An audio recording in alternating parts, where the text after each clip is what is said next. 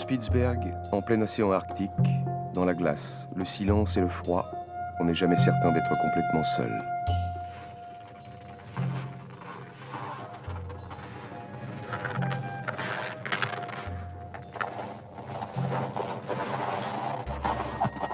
Sur Antarctica, depuis le début de l'expédition, c'est comme une invisible présence qui hante les esprits, marque la neige et se dérobe au regard.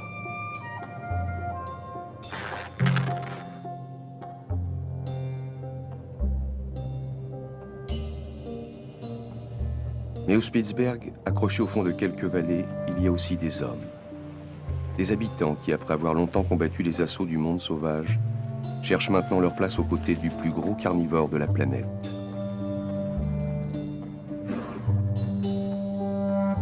L'ours blanc, roi et vagabond de la banquise, est ici chez lui.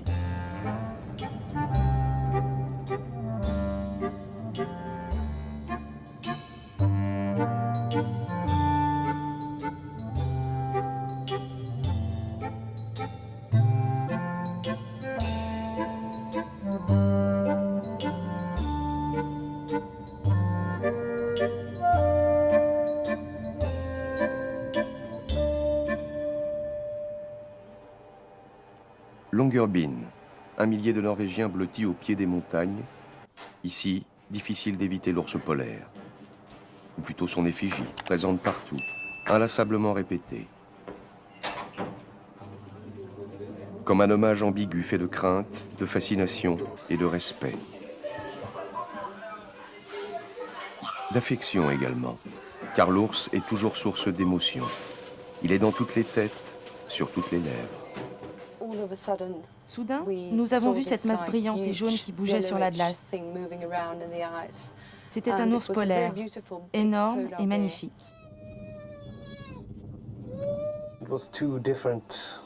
Il y avait deux ours polaires sur un bloc de glace. Ils mangeaient un phoque. On s'est lentement approché d'eux avec le bateau. C'était fascinant.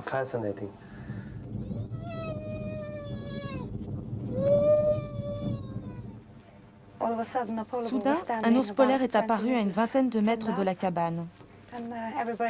Tout le monde était très excité. Alors on s'est mis à le suivre pour voir où il allait.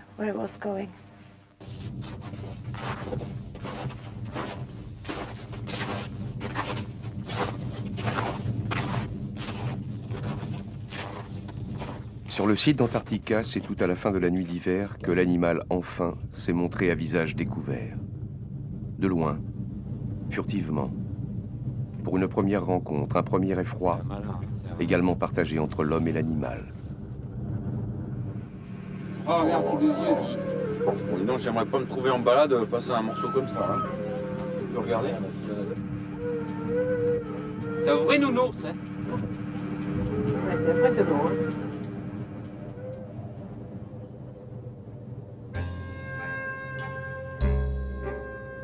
L'ours blanc est un géant aux performances impressionnantes.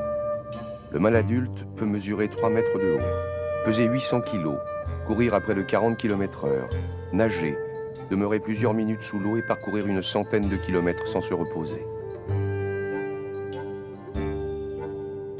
Inégalable, sans prédateur animal, il règne en maître absolu sur l'ensemble de l'Arctique, soit près de 50 000 km². La plupart des ours, cependant, appartiennent à des populations géographiquement distinctes. Ils vivent durablement dans une région déterminée qu'ils parcourent au gré de la formation et de la fonte de la banquise. Des aires d'habitation qui, de toute façon, recouvrent les quelques centres de vie humaines de ces régions. Au Spitzberg et sur l'archipel environnant du Svalbard, on évalue à environ 3000 le nombre d'ours, à peu près autant que d'êtres humains. Et s'il est facile de cantonner ces derniers dans des zones réservées, les ours, eux, ne connaissent pas les frontières. Les rencontres sont inévitables.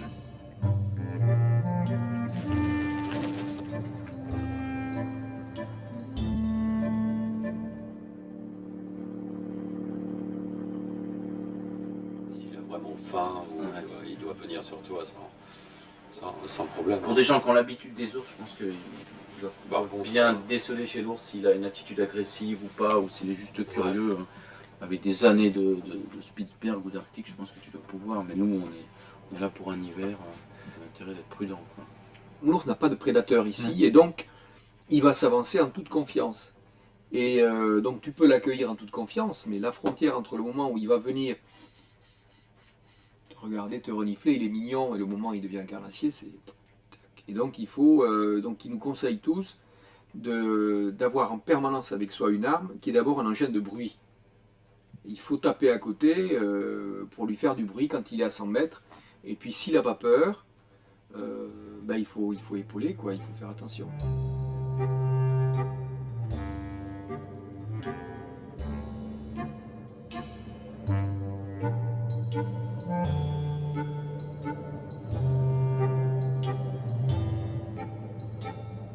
L'ours n'est pas simple pour l'homme.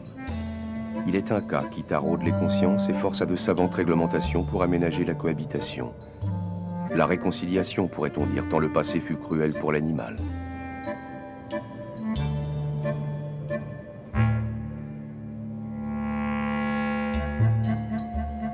Chassé pour sa peau, tué en tant qu'ennemi par peur de sa force incomparable, décimé au cours de véritables safaris pour Européens fortunés, l'ours, dans les années 60, était devenu très rare sur la banquise. Aujourd'hui, il est protégé par un accord international et totalement interdit de chasse depuis 1973 sur tout le territoire de la Norvège, Spitzberg compris bien entendu.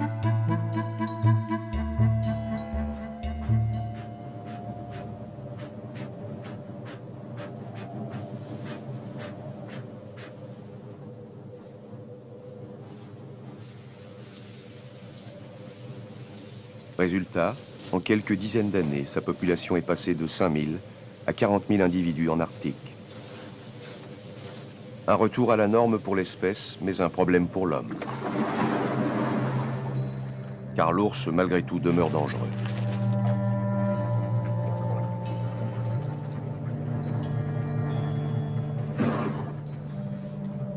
On vous le dit partout, il attaque sans prévenir. Même si son comportement est rarement agressif, il est un animal sauvage, carnivore, imprévisible. Et de plus, incorrigiblement curieux, susceptible de rôder des jours durant autour d'un campement, et parfois même de s'aventurer en ville.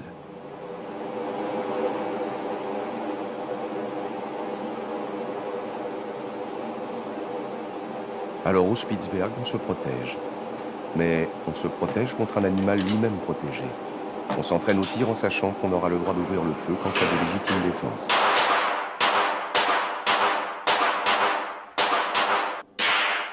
En sachant aussi que tout animal tué doit être immédiatement signalé au service du gouverneur, qui entreprendront alors une véritable enquête et récupéreront la dépouille afin d'éviter la contrebande de fourrure.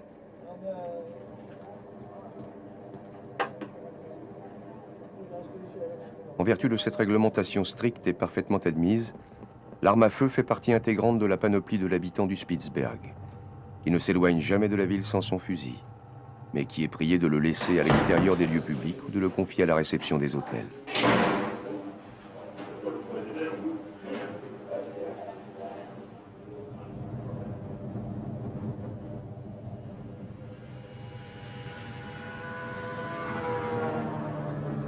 Ainsi, entre le souci de préserver l'espèce et le danger réel qu'elle représente pour l'homme, l'existence prend vite ici un goût d'aventure.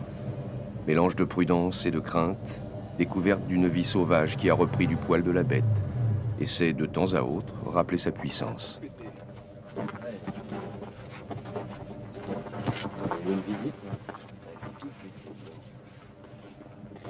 C'est lourd, ça. Tu parles. Il y a des fers du cirque là-dedans. Ouh là là. Il avait faim, hein. On a une culture très paradoxale par rapport à l'ours. C'est que c'est le gentil nounours blanc de notre enfance, l'ours en peluche, qui représente un support affectif de l'enfance énorme, donc on s'y attache. Et puis, quand on arrive en région polaire, l'ours devient l'ennemi, la bête qui, soi-disant, nous traque, qui nous attend derrière la porte du refuge, qui est prête à nous sauter dessus. et dont il faut se méfier. Et il y a du vrai dans tout ça, quoi. C'est-à-dire que c'est un animal qui est très violent, très puissant. Si jamais il s'acharne sur quelque chose, il a une puissance extrêmement démesurée par rapport à nous. Mais de là à dire que c'est un animal qui est agressif, qui en veut à la nature humaine, je ne crois pas.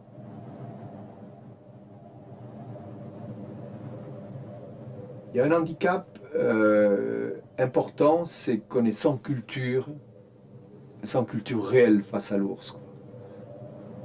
On nous dit bien dans les livres, quand il commence à retrousser les babines, c'est qu'il a envie de mordre, on nous dit des choses comme ça, mais il faut se faire sa propre culture. Sentir l'animal, sentir son approche, sentir quand il est inquiet, hostile, qu'il regarde comme ça. Il serait intéressant de passer du temps ici, seul, un peu comme le font les trappeurs, à apprivoiser sa peur.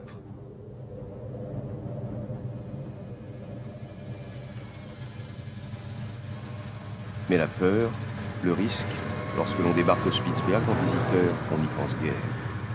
Sûr de soi, valeureux, le fusil à l'épaule, on vient à la rencontre du seigneur des lieux. L'ours, en effet, est devenu une attraction et attire les touristes. Mais à trop le braver, on finit par l'agacer. En 1995, 2 personnes se sont fait attaquer et tuer par des ours. De quoi relancer le débat sur la cohabitation. Et le fait, la politique a changé. L'animal s'est retiré des dépliants de l'Office du tourisme. Aujourd'hui, il n'est plus au programme. Nous allons arrêter de faire de la publicité pour l'ours. Parce que c'est une erreur. Bien sûr, les ours polaires vivent ici. Et les gens le savent. Mais nous ne voulons pas qu'ils viennent ici exprès pour les voir. Oui, nous allons arrêter cela à cause des 2 accidents qui ont eu lieu en 1995.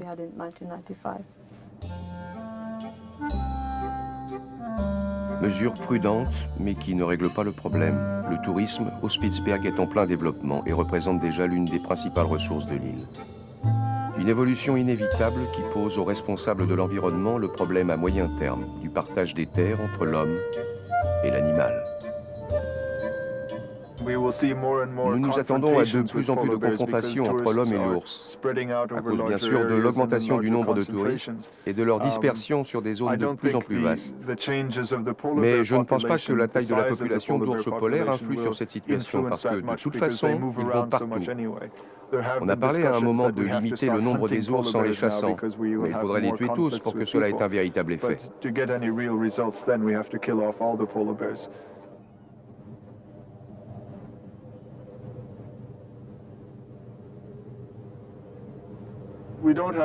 Il n'est pas dans notre intention de déterminer des zones spécifiques où on pourrait venir voir les ours polaires qui, de toute façon, ne sont jamais là où on les attend. Nous ne voulons pas guider les gens vers les ours.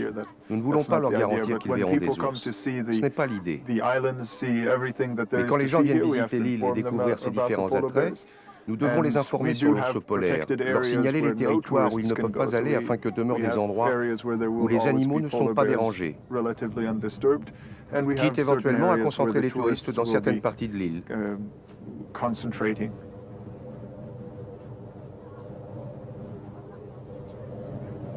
Le gouvernement norvégien a clairement déclaré que la protection de l'environnement est ici une priorité avant toutes les autres activités comme l'industrie, le tourisme ou l'exploitation minière.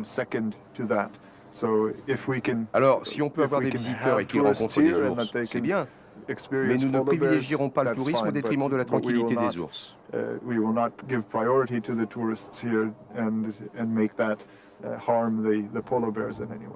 C'est notre philosophie dorénavant.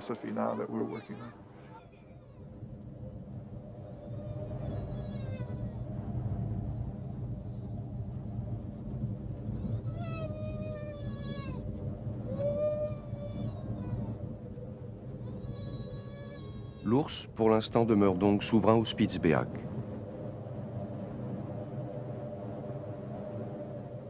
Un maître protégé dont on accepte l'humeur vagabonde et impulsive. d'autant que sa population semble avoir atteint aujourd'hui un seuil d'équilibre naturel et ne s'accroît plus. Il ne tient qu'à l'homme, dorénavant, de ne pas revenir sur sa parole.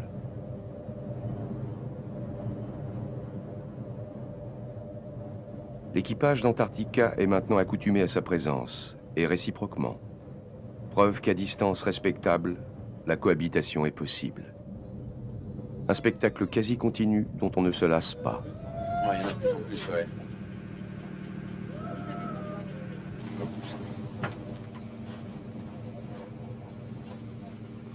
Il se déplace.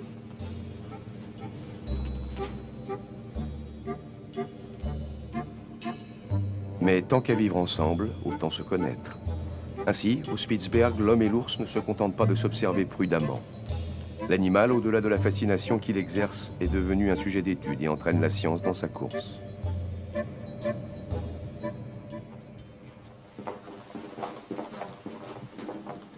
Oystenvig est sans doute l'un de ceux qui, dans sa vie, a le plus côtoyé les ours. Et il prépare actuellement la campagne de printemps. Un séjour de plusieurs semaines sur l'une des îles de l'archipel où l'attendent en nombre ses amis plantigrades. Ça, c'est un transmetteur par satellite que nous utilisons pour les ours polaires.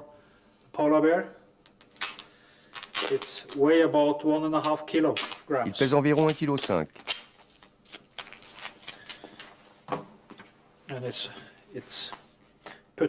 Ça se met sur l'ours, comme ça, autour du cou.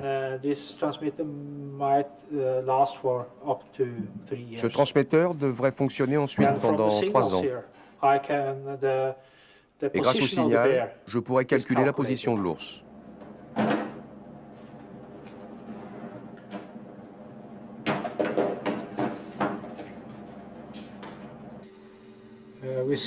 Vous avez ici la Norvège, le Groenland,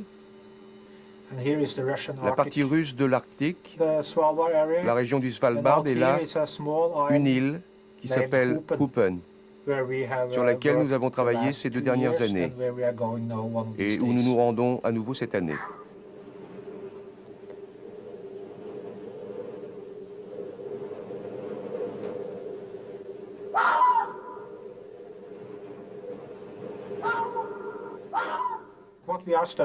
Nous cherchons à savoir si la population d'ours du Svalbard est exclusivement locale ou si elle est commune avec celle d'autres régions, comme la Russie. Nous voyons ici le trajet d'une femelle marqué il y a 1 an lorsqu'elle sortait de sa tanière avec 2 petits. Ça se passait là, sur l'île d'Hopen. Cette femelle est allée ensuite jusqu'à la terre de François-Joseph. Elle a fait le tour de la terre de François-Joseph. Elle est revenue vers la mer de Barents et est repartie à nouveau vers l'est en direction de la Nouvelle-Zambie. C'est donc un ours international qui vit à la fois dans les eaux norvégiennes et les eaux russes.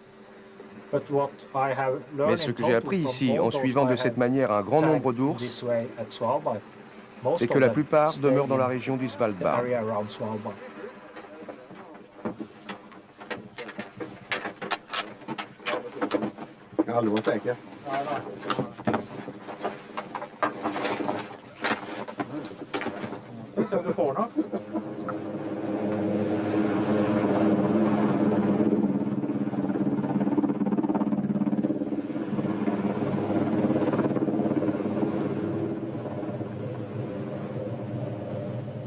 Hopen, au sud du Spitzberg. L'île est réputée pour sa concentration importante en ours polaires.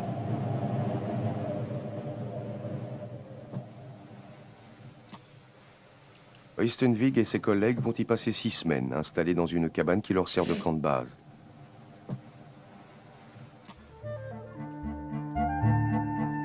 Au programme, la capture, l'étude et le marquage d'une 50aine d'ours, dont 10 avec des colliers émetteurs.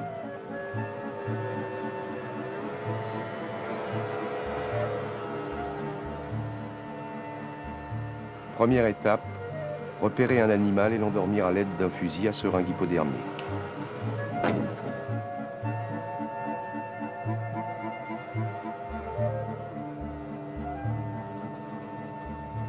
20 minutes sont nécessaires pour qu'agisse le somnifère.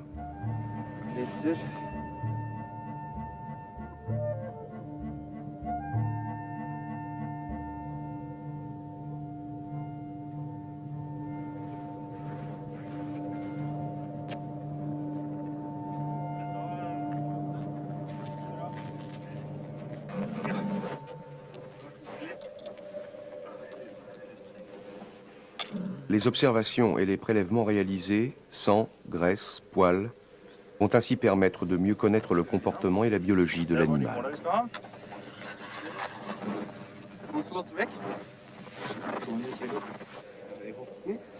Mais également d'évaluer le taux de pollution contenu dans son organisme. Oui, l'ours blanc est pollué. Une découverte récente et inquiétante qui met en cause différents produits toxiques provenant, bien entendu, des pays industrialisés.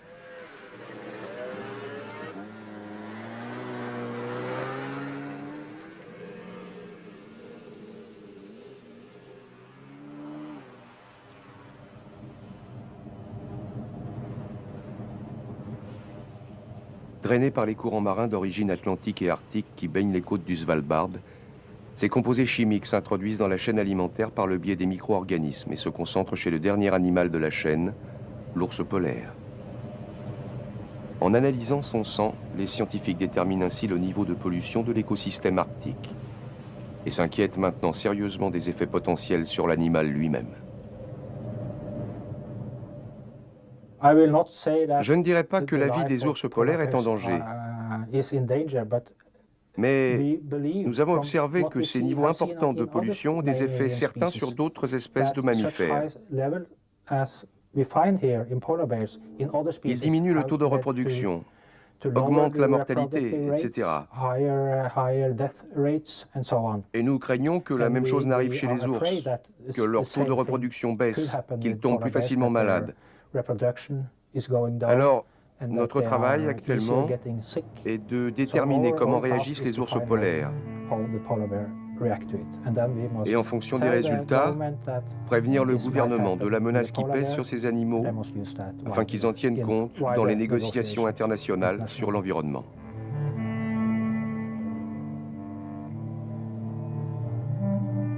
Plus que la proximité géographique, c'est cela sans doute, la pollution, comme un invisible lien entre l'homme et l'animal, qui est le véritable problème de cette cohabitation. Car la place laissée au monde sauvage, aussi réglementée soit-elle, s'amenuise, au fur et à mesure de la dégradation des milieux naturels. Au point que l'on se demande parfois s'il existe un moyen, une voie, permettant de ne pas faire payer systématiquement à la nature l'existence de l'homme. Aujourd'hui, le Spitzberg est notre échantillon polaire le plus proche d'Europe. Et il faudrait bien comprendre que son enjeu ne se limite pas à un exotisme glacé et facilement accessible. D'une manière générale, en ayant parqué la vie sauvage, on en a aussi contraint l'évolution. Donc c'est une vie sauvage qui est une vitrine pour l'homme, mais elle est absolument indispensable, même si par moments c'est caricatural. C'est fondamental de laisser des espaces pour le développement des espèces qui cohabitent avec nous sur la planète. C'est important non seulement d'un point de vue philosophique, c'est important pour la survie de l'homme. Souvent on s'interroge quand on parle de biodiversité, le public qui ne connaît pas l'intérêt de la biodiversité ou l'homme politique qui est préoccupé par effectivement la survie, disons par moment, de ses habitants en zone difficile, a tendance à se dire, attends, commençons à nous occuper des hommes et puis on verra l'histoire de la nature après, quoi. La nature n'étant pour beaucoup de personnes que le décor de l'existence de l'homme. Et en fait, c'est important de conserver ces réservoirs d'équilibre. Les zones sauvages sont des réservoirs d'équilibre, des réservoirs viraux, des réservoirs de parasites.